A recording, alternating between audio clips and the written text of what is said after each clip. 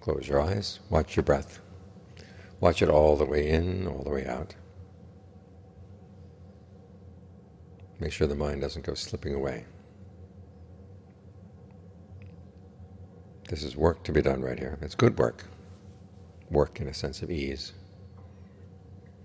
You don't have to go out laboring under the sun and sweating a lot. But it does mean you have to keep watch over your mind. And for a lot of us, that's something we're not very good at. The mind wanders around all day, wherever it wants to go.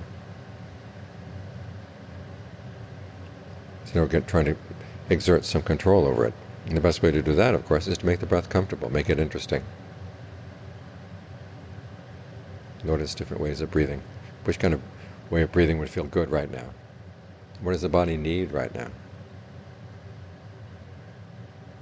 Focus on meeting its needs. As for other distractions, just let them go. You're exerting some control over your mind. This is an important part of the practice. The mind that's out of control is like giving your car to a crazy person. The mind is what drives your life. If it's not under control, what are you going to do? Crazy person drives off the road, crazy person drives into other people. They realize it's a crazy person, but they hold you responsible for having given the car over to that person. In the same way, the mind does some crazy things, and the defilements that make it do crazy things, then they go running away. And you're left with a karma. So you have to be very careful about what you allow to order your life around. Get some control over your mind. As the Buddha said, the mind well trained brings peace, brings happiness. This is what he means. Getting some control over what you're doing and saying and thinking.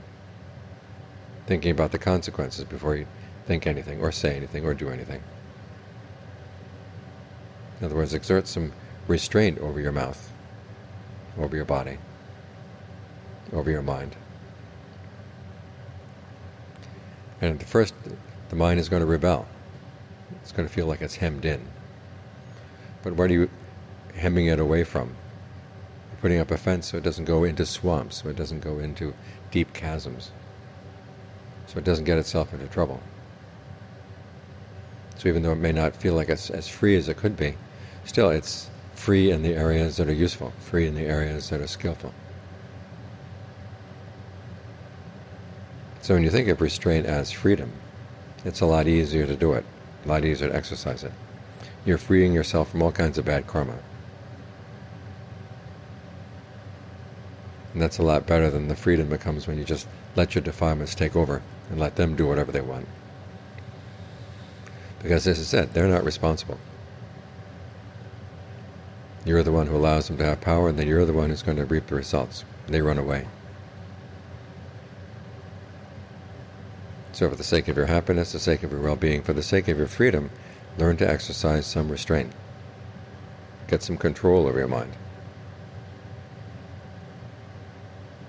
And you'll find that the freedom that comes from a well-controlled mind may be something you wouldn't expect,